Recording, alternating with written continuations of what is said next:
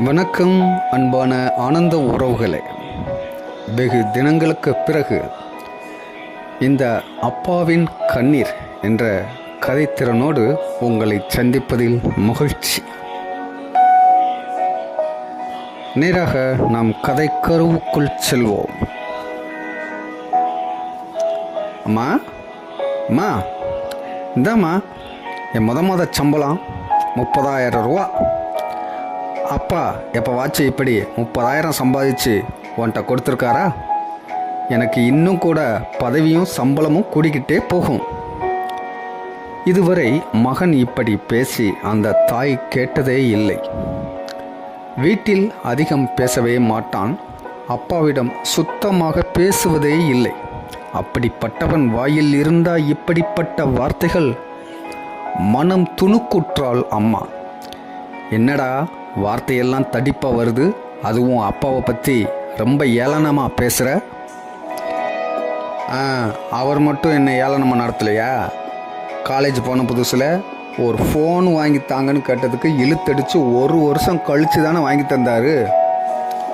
அப்பாவோட வருமானம் அவ்வளவு தானடா இருந்துச்சு. இது அம்மா. அதெல்லாம் இல்லை. ஃபோன் வாங்கி தந்தா புள்ள படிப்பு கெட்டுடுமேன்னு நினச்சிருப்பாரு. அது சரிதானே? நீயும் 3வது செமஸ்டரில் மார்க் குறைவாகத்தானே எடுத்த.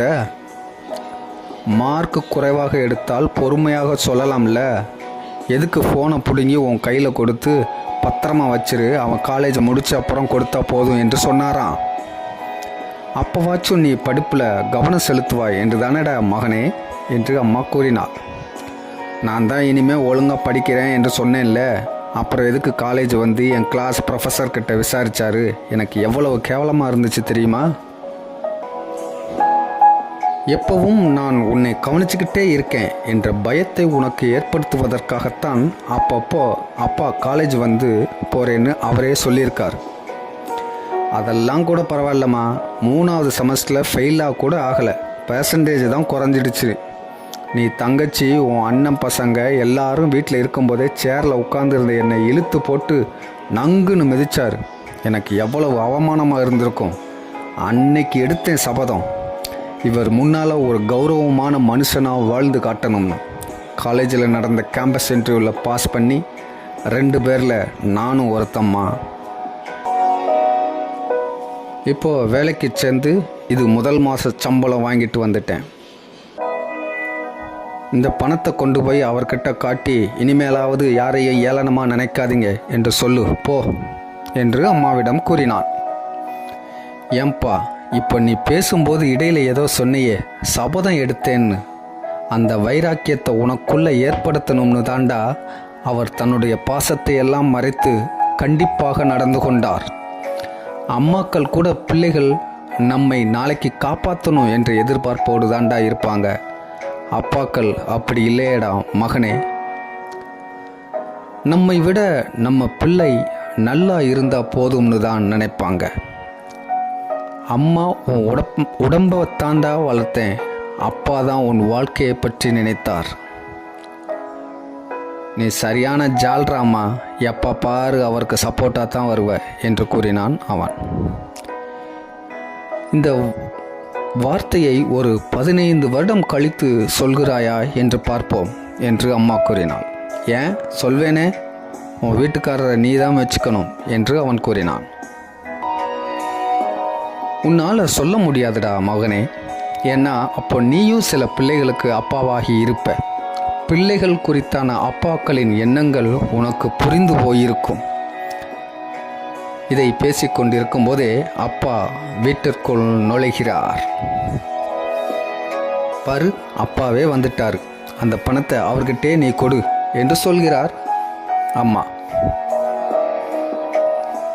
என்ன சொல்ல போறாரு? மாதம் இதே மாதிரி நிறைய சம்பாதிச்சு பைசா குறையாமல் கொண்டு வந்து கொடுக்கணும், அதுக்குத்தான் உன்னை கஷ்டப்பட்டு படிக்க வச்சேன் அப்படின்னு கட்டளை போட போறாரு என்று மகன் கூறினார். அப்பா அருகில் வந்தார். அப்பா, இவனா அழைக்கிறான் என்னையே? அதிசயமாக ஏறிட்டு பார்த்தார் மகனை. அவர் கண்களில் சிறு மின்னல் கீற்று, முகத்தில் சில வினாடி பிரகாசம். இந்தாங்க முதல் மாத சம்பளம். எவ்வளவு? 30,000. ட்ரைனிங் பீரியடு 2 வருஷம் முடிஞ்சால் ₹1,00,000 மேலே சம்பளம் வரும். நல்லதுப்பா, அதை நீயே வச்சுக்கோ என்று கூறினார் அப்பா. ஏன் அப்படி சொல்கிறீங்க? ஆமாம் தம்பி, நான் கூட சின்ன சின்ன அனாவசிய செலவு செய்வேன். நீ ரொம்ப சிக்கனமாக இருக்கிறத கவனிச்சிருக்கேன்.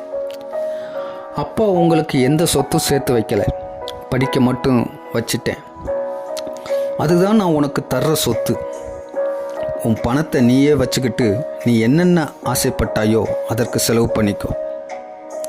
என் உடம்புல தெம்பு இருக்கிற வரைக்கும் அம்மாவுக்கும் தங்கச்சிக்கும் கஞ்சி ஊற்றுவேன். அதுக்கப்புறம் நீ அவங்கள பொறுப்பாக பார்த்துக்கப்பா என்று சொல்லி முடிப்பதற்குள் கண் கலங்கினார். நான் பார்த்துப்பேன்ப்பா, நீங்கள் கண் கலங்காதீங்கப்பா. நான் அதற்கு கண் கலங்கவில்லை. ரொம்ப வருஷங்களுக்கு அப்புறம் நீ என்னை அப்பான்னு கூப்பிட்டு பேசினில்ல, அதான் கண் கலங்கிருச்சு. மகன் கண்கள் கலங்க அப்பாவின் கைகளை பிடித்து கொண்டான். அப்பா, இத்தனை நாளாக உங்களை தப்பாக புரிஞ்சிட்டேன்ப்பா. மகன் பற்றி இருந்த அப்பாவின் கைகளில் வயோதிகத்தின் சிறு நடுக்கம், மகனின் கைகளிலோ குற்றம் இழைத்த பெரும் நடுக்கம். அப்பாவின் விழிகளில் கசிந்த கண்ணீர் ஆனந்த கரையாடிக்கொண்டிருந்தது. மகனின் கண்களில் வழிந்த கண்ணீர் குற்ற உணர்வை கரைத்தோடிக் கொண்டிருந்தது. சம்பாதித்து முடித்த அப்பாக்களும் வேலையிலிருந்து ஓய்வு பெறப்போகும் அப்பாக்களும் இதனை கண்ணீரோடு கேட்பார்கள் என்று எண்ணுகிறேன். இந்த பதிவு அனைத்து அப்பாக்களுக்கும் சமர்ப்பணம். அப்பாவின் கண்ணீர். மீண்டும் ஒரு இனிய பொழுதில் சந்திப்போம். வணக்கம். இது ஆனந்தம்.